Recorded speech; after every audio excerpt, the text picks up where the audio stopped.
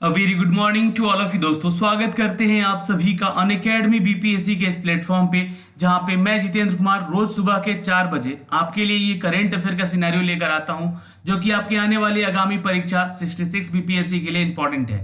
Current affair का जो weightage होता है दोस्तों 66 बीपीएससी के लिए इंपॉर्टेंट होता है, क्योंकि जितने भी पीसीएस लेवल के एग्जामिनेशन होते हैं वहां पे हिस्ट्री ज्योग्राफी के अलावा जो दूसरा पार्ट होता है दोस्तों, यानी कि अगर जीके के अलावा देखा जाए तो वो होता है दोस्तों करंट का पार्ट। जी हाँ, और ये करंट का पार्ट आपके मेंस के पॉइंट ऑफ व्यू से भी इंपॉर्टेंट बनता है।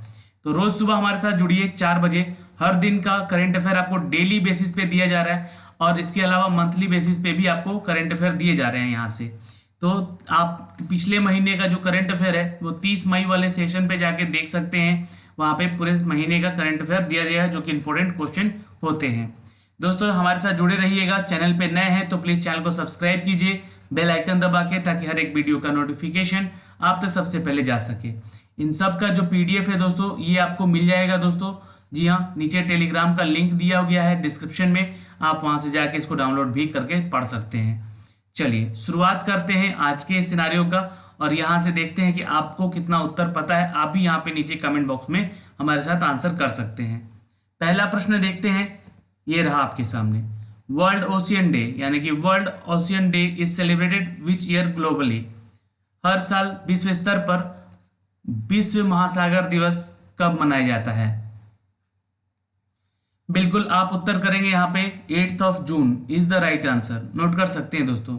लेकिन ये विश्व महासागर दिवस क्यों मनाया जाता है, तो मैं आपको बता दूं यहाँ पे कि इसके बारे में जो भी महत्व और इसके संरक्षण को लेकर जितनी भी जागरूकता, पूरे वैश्विक स्तर पर जागरूकता फैला जाने के लिए हम वर्ल्ड ओशियन डे को सेलिब्रेट करते हैं। ये कब से सेलिब्रेट किया जा रहा है, तो इसका इतिहास मैं बताऊंगा, वैसे लिख दिया हूँ 92 से ये अपडेट हो रहा है दोस्तों। 2020 का जो इस साल का थीम रखा गया है, जी हाँ 8 जून को यहाँ वर्ल्ड ओशियन डे का innovation for the sustainable ocean.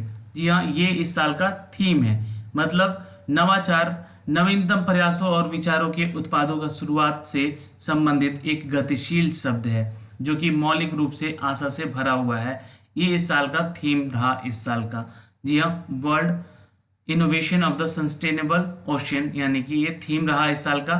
ठीक है, यहाँ से जुड़े हुए प्रश्न तथ्य जो है आपके एग्जाम के पॉइंट ऑफ व्यू से मैंने यहाँ लिख रखे हैं, आप इसको पढ़ सकते हैं। कनाडा सरकार ने सन 1992 में रियो द जेनेरियो में हुई एक अर्थ समिट में विश्व महासागर दिवस के रूप में इसको अवधारणा का प्रस्ताव रखा। संयुक्त राष्ट्र महासभा और आधिकारिक रूप से विश्व महासागर दिवस के रूप में से 2008 में ही की गई थी, लेकिन 8 जून को दुनिया भर में महासागरों से संबंधित मुद्दों को हल यहाँ पे करने का, समुद्र में पानी को बचाने के लिए वार्षिक रूप से मनाया जाने लगा। इसके लिए इसके जितने भी जागरूकता अभियान है वो चलाए जाने लगे हर देश में। जी हाँ, इस तरह से the ocean project and world ocean network के सहयोग से अंतर्राष्ट्रीय स्तर पर इसे मनाया जाने लगा। जी हाँ, डेट याद रखिएगा 8 जून से। दोस्तों यहाँ पे हम बात करेंगे यूएन की, क्योंकि देखिए यूएन जो है इसकी पहल की थी, यानी कि यूनाइटेड नेशन ने। तो यहाँ अभी यूएन के जो महासचिव है उनका नाम है Antonio Guterres, is the right answer.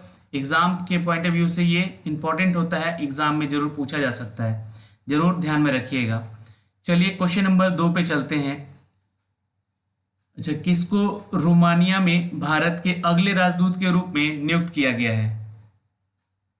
Bharat के अगले राजदूत यानी कि एम्बेसडर बनाया गया है from India in to Romania. ठीक है, रोमानिया एक कंट्री है दोस्तों जहां पे भारत का एक नया राजदूत नियुक्त किया गया है। उनका नाम है राहुल श्रीवास्तव।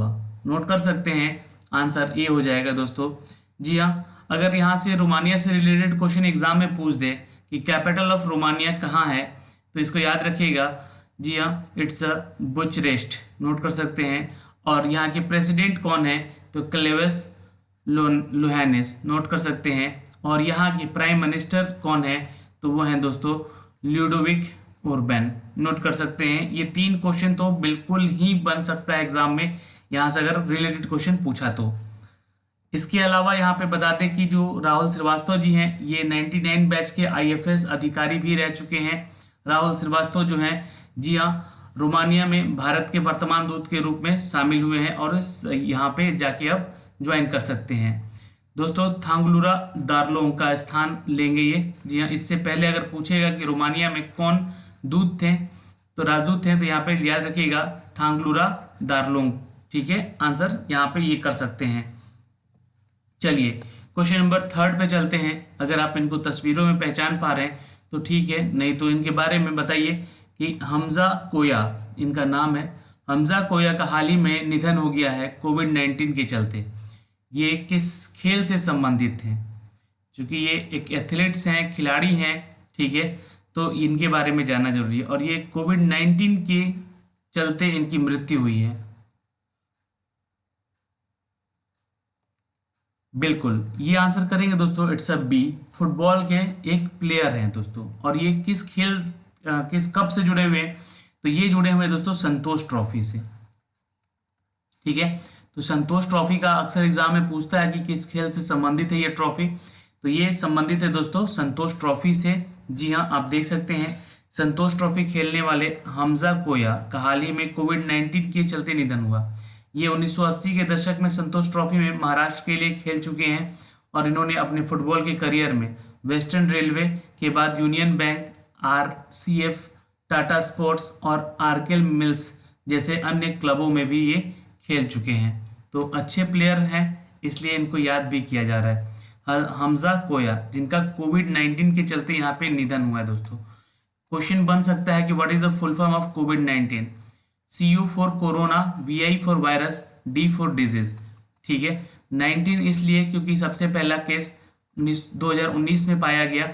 जी हाँ, नवंबर में, ठीक है, याद रखिएगा। तो ये चाइना में सबसे पहला केस पाया गया था, इसलिए यहाँ पे दोस्तों क्या होता है कि कोविड-19 का जो है नाम 19 पड़ा। चलिए क्वेश्चन नंबर 4 देखते हैं दोस्तों। CSIR, जी हाँ, यहाँ पे एक इसका फुल फॉर्म पूछ सकता है दोस्तों, CSIR का फुल फॉर्म क्या है। लेकिन क्वेश्चन क्या है समझ लेते हैं। CSIR ने भारत सरकार के साथ किस उद्देश्य से हस्ताक्षर किया है? बिल्कुल याद रखेंगे, आंसर होगा अटल इनोवेशन मिशन। जी हाँ दोस्तों, याद रखिएगा अटल इनोवेशन मिशन एम के तहत यहाँ पे CSIR ने भारत सरकार के साथ एक MOU पे हस्ताक्षर किया है।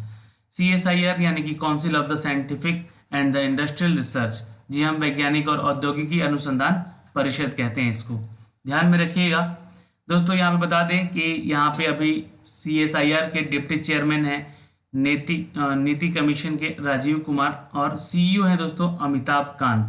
ठीक है, याद रखिएगा director general of council of the scientific and the industrial research.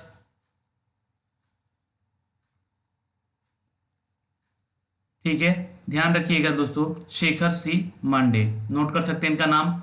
ये 3-4 क्वेश्चन यहाँ से इंपॉर्टेंट बनते हैं, इसको आप जरूर नोट किया करें कोई भी क्वेश्चन के साथ।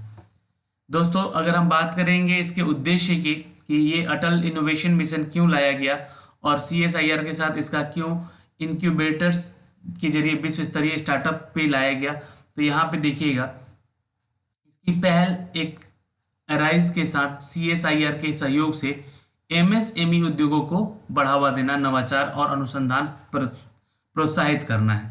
MSME यानी कि जितने भी स्मॉल इंडस्ट्रीज हैं, ठीक है, उनको बढ़ावा देना। अटल टिगरिंग लैब्स और जिज्ञासा नामक परियोजना इस दिशा में महत्वपूर्ण भूमिका निभा सकती है।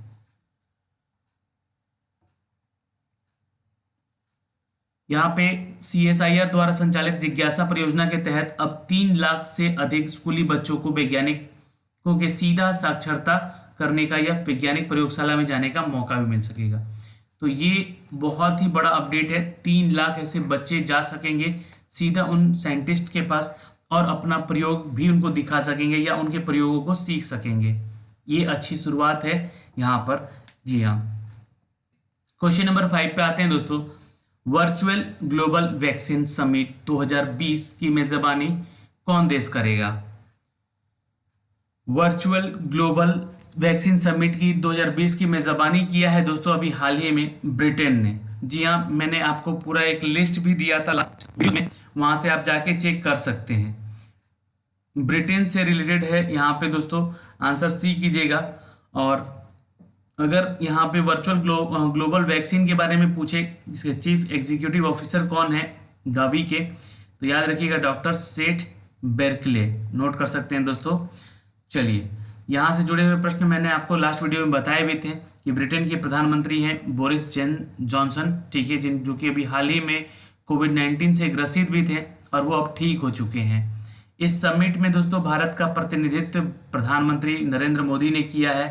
जी हाँ, याद रखिएगा, ये क्वेश्चन पूछा जा सकता है। और ये वर्चुअल ग्लोबल वैक्सीन समिट 2020 की मेजबानी ब्रिटेन ने की थी।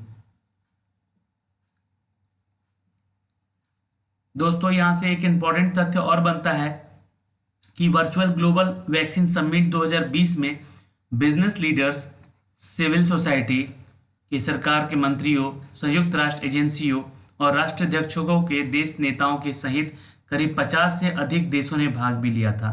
तो ये क्वेश्चन पूछ सकता है एग्जाम में, ठीक है। इस वर्चुअल समिट के दौरान भारत ने अंतर्राष्ट्रीय टीकाकरण सहयोग के लिए अपना $15 मिलियन अमेरिकी डॉलर योगदान दिया है या फिर ऋण दिया है, ठीक है, याद रखिएगा। क्वेश्चन नंबर 6 पे आते हैं दोस्तों। किस देश ने ब्रिक्स के टैक्स प्राधिकरण के प्रमुखों की बैठक की मेजबानी की है? Which country has hosted meeting of head of the tax authority of BRICS? तो देखिए, ब्रिक्स जो है दोस्तों, ये आपको मैं बता दूं, ये 5 देशों का एक समूह है जो कि एशिया के उन सभी देशों को सहयोग करता है, जी हाँ, जो कि गरीबी से जूझ रहा हो या फिर जी हाँ उनके जो इकोनॉमिक हालत जो है वो सही नहीं है। तो यहाँ पे किस देश ने ब्रिक्स के टैक्स प्राधिकारों के प्रमुख की बैठक की मेजबानी की है? बिल्कुल आंसर करेंगे, it's a Brazil is the right answer. Note कर सकते हैं किसने मेजबानी की है, तो ब्राजील ने की है। दोस्तों यहाँ से अगर ब्रिक्स से रिलेटेड क्वेश्चन पूछे तो ध्यान रखिएगा, ब्रिक्स का हेडक्वार्टर संघाई होता है जो कि चाइना में है। प्रेसिडेंट यहाँ पे कौन है, तो केवी कामत हैं, नोट कर सकते हैं इनका नाम। और ये सारे इंपॉर्टेंट है, पूछे जाने वाले प्रश्न यहीं से पूछे जाएंगे। आपके पॉइंट ऑफ व्यू से ये क्वेश्चन इंपॉर्टेंट होता है एग्जाम में। मेंबर ऑफ ब्रिक्स कौन कौन से कंट्री है, तो B for Brazil, R for Russia, I for India, C for China और एस फॉर साउथ अफ्रीका। याद रहेगा, साउथ अफ्रीका अभी हाल ही में जुड़ा हुआ एक कंट्री है जो कि ब्रिक्स में शामिल हुआ है और ये एक अफ्रीकन कंट्री है, ठीक है। बाकी ये चारों हैं। यहाँ पे रशिया को छोड़ दिया जाए तो अपने आप में तो एक खुद यहाँ पे कंट्री है और जो कि यूरोप और एशिया दोनों में आता है। लेकिन ये तीनों जो कंट्री है यहाँ पे, ये सारे के सारे हर एशिया के देशों को सहयोग करते हैं, उन गरीब देशों को आर्थिक स्थिति के रूप में भी। ब्राजील, रूस, चीन और दक्षिण अफ्रीका संगठनों में ब्रिक्स के जो टैक्स प्राधिकारों के प्रमुख की बैठक थी वो 29 मई को संपन्न हुई थी। फेडरल टैक्स सर्विस जो है ऑफ रूस के द्वारा ये किया गया, जिसमें कि वर्तमान में ब्रिक्स का कर प्राधिकार जो है कोविड-19 की महामारी की प्रतिक्रिया पर चर्चा करना और इस मामले पर सहयोग करना था, ठीक है। तो ये इसका विषय था इस साल का, इस बार का, इस बैठक का। इस योजना में बैठक में मॉस्को में किया जाना था और कोविड-19 के मद्देनजर इन्हें वीडियो कॉन्फ्रेंस के माध्यम से आयोजित किया गया था, ठीक है। इसके सचिव जो है वित्त सचिव अजय भूषण पांडे ने, जो कि बैठक में भारत का प्रतिनिधित्व किया था। और वित्त सचिव है जिसका डिजिटलीकरण के कारण पैदा हुआ चुनौतियों से निपटने का G20, जी हाँ G20 जो कि 20 देशों का ये समूह है जिसके परियोजना पर चल रहे काम को पूरा करना था। ये एक सफल हुआ दोस्तों वीडियो कॉन्फ्रेंसिंग के जरिए ये बैठक, ठीक है, ध्यान रखेंगे। चलिए क्वेश्चन नंबर 7 पे चलते हैं। Women's Asia cup to be held which country in 2022? 2022 में वुमेन्स एशिया कप कहाँ खेला जाएगा, यानी कि उसकी मेजबानी कौन करेगा? तो देखिए, एशिया कप ही नाम है तो जाहिर सी बात है एशियन कंट्री में ही होगा। तो यहाँ पे आंसर होगा दोस्तों इट्स ए, ये भारत इसकी मेजबानी करेगा। कब? 2022 में। दोस्तों वुमेन्स एशिया कप का मेजबानी कौन करेगा? तो भारत करेगा सन 2022 में। दोस्तों यहाँ से बताना चाहेंगे कि भारत को 2022 के लिए मेजबानी करने की सिफारिश की गई है और 1979 के बाद ये दूसरा मौका होगा जब भारत इसकी मेजबानी करेगा, ठीक है। 1979 में एक बार किया था भारत ने मेजबानी के रूप में भारत टूर्नामेंट के लिए ऑटोमेटिक रूप से अभी योग्य है, क्योंकि हर जो भी कंट्रीज में शामिल है उसमें एक साल वहाँ पे होता है, हर साल बीच करके, है ना। तो यहाँ पे भारत का इस बार मौका है, तो यहाँ पे इस बार मेजबानी भारत करने जा रहा है। भारत को 2022 महिला एशिया कप के मेजबानी अधिकार देने का निर्णय AFC महिला फुटबॉल समिति को जाता है। ठीक है, तो ये फुटबॉल से जुड़ा हुआ सारा गेम होगा यहाँ पे एशियन फुटबॉल परिसंघ में। टूर्नामेंट को 8 टीमें पिछले साल स्लॉट में थी और इस बार 12 टीमें को जी हाँ एक्सपेंड किया गया है, ध्यान रखिएगा, ये क्वेश्चन बन सकता है यहाँ से। चलिए क्वेश्चन नंबर यहाँ पे, अच्छा एक चीज और देख लीजिएगा, president of confederation of Asian football के कौन है, तो शेख सलमान बिन अरबहम अल खलीफा, नोट कर सकते हैं। और फुटबॉल फेडरेशन के प्रेसिडेंट हैं प्रफुल्ल पटेल। ठीक है, चलिए इंडिया के लिए क्वेश्चन नंबर 8 पे चलते हैं। जी हाँ, इनको तस्वीरों में जिनको देख रहे हैं ये हैं राजीव तोपनो, नोट कर सकते हैं। आंसर यहाँ पे क्या होगा, राजीव तोपनो। लेकिन क्वेश्चन क्या है, who has been appointed to be new senior adviser to the World Bank ED। जी हाँ, वर्ल्ड बैंक ED के लिए यहाँ पे नियुक्त किए गए हैं नए सीनियर एडवाइजर के रूप में राजीव टोपनो को। राजीव टोपनो एक IAS अधिकारी हैं, जी हाँ, जो कि हमारे देश के प्रधानमंत्री के सचिव भी रह चुके हैं। इनके बारे में हम बताएंगे, आगे चलते हैं। देखिए सबसे पहले तो देखिए वर्ल्ड बैंक से जुड़ा हुआ प्रश्न, तो डेविड मालपोस जो है यहाँ के प्रेसिडेंट होते हैं, याद रखिएगा। और वरिष्ठ राजनयिक है ये राजीव टोपनो जी, ये वाशिंगटन DC में विश्व बैंक कार्यकारी निदेशक के एग्जीक्यूटिव डायरेक्टर भी रह चुके हैं।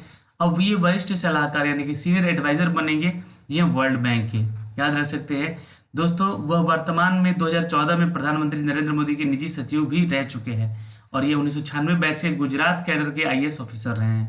3 साल तक अवधि ये विश्व बैंक के लिए इनको बनाया गया है कार्यकारी निदेशक ED, है ना। चलिए ये याद रखिएगा, वरिष्ठ सलाहकार हैं ये। चलिए इसके अलावा एक और क्वेश्चन बनता है दोस्तों, ब्रजेंद्र नवनीत से लेकर, इनको भी भारतीय ये, इनको बनाया गया है दोस्तों WTO का क्या बनाया गया है दोस्तों, तो सचिव बनाया गया है। वर्ल्ड ट्रेड ऑर्गेनाइजेशन जिसका यहाँ पे हेडक्वार्टर जिनेवा में है, स्विट्जरलैंड में, और ये भारत के राजदूत और स्थायी प्रतिनिधि के रूप में नियुक्त किए गए हैं दोस्तों। ठीक है, यहाँ पे ब्रांड एम्बेसडर बनाया गया ब्रजेंद्र नवनीत को, ये ध्यान रखिएगा। और इनकी नियुक्ति 3 साल के लिए हुई है, 2014 से 2019 तक ये संयुक्त सचिव के रूप में PMO में ये भी कार्य कर चुके हैं और ये 1999 बैच के तमिलनाडु कैडर के IAS अधिकारी हैं। तो ये दोनों क्वेश्चन इंपॉर्टेंट होता है यहाँ से इनके बारे में। ठीक है, नवनीत जो है ब्रजेंद्र नवनीत, ये तमिलनाडु कैडर के हैं IAS अधिकारी 1999 बैच के, और ये 1996 बैच के थे, जी हाँ यहाँ पे। और इनको बनाया गया है दोस्तों वर्ल्ड बैंक ED के तहत कार्यकारी निदेशक बनाया गया है और इनको WTO में बनाया गया है क्या, तो राजदूत या ब्रांड एम्बेसडर बनाया गया है। ठीक है, याद रहेगा, ये थोड़ा क्वेश्चन इंपॉर्टेंट था, यहाँ से बहुत सारी चीजें सीखने को मिली होंगी। क्वेश्चन नंबर 9 पे आते हैं। चलिए, केंद्र सरकार ने कोणार्क सूर्य मंदिर और उस शहर को सोलराइज करने का योजना शुरू किया है। जी हाँ, वो कौन से राज्य में है? Central government begin the plan to solarise the Konark Surya temple.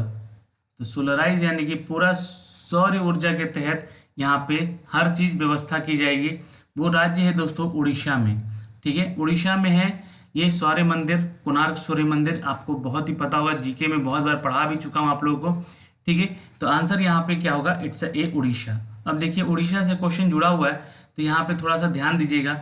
Orissa के मुख्यमंत्री हैं नवीन पटनायक जी, गणेशी लाल यहाँ के गवर्नर होते हैं, और मिनिस्ट्री ऑफ स्टेट के न्यू रिन्यूएबल एनर्जी मिनिस्टर हैं राजकुमार सिंह। ठीक है, अब यहाँ पे इस योजना के तहत दोस्तों करीब 10 मेगावाट ग्रिड का जो परियोजना है वो साथ साथ जुड़ा हुआ है, और इसके सौर ऑफ ग्रिड अनुप्रयोगों में इसको शामिल किया गया है, जिसमें पेड़ और सौर पेयजल केशकों को क्षेत्रफल के रूप में इसको स्थापित किया जाएगा। दूसरी चीज है कोणार्क मंदिर जो है ऐतिहासिक सूर्य मंदिर है, सूर्य नगरी कही जाती है ये, और इसकी योजना की शुरुआत कर दी गई है दोस्तों। ठीक है, उड़ीसा जो है अक्षय ऊर्जा विकास एजेंसी के परियोजनाओं पर कार्यान्वयन की जिम्मेदारी दी गई है, अक्षय ऊर्जा। ठीक है, याद रखिएगा 100% केंद्रीय वित्तीय सहायता के तहत ये कार्य हो रहा है, इसमें स्टेट गवर्नमेंट का कोई भी रोल नहीं होगा।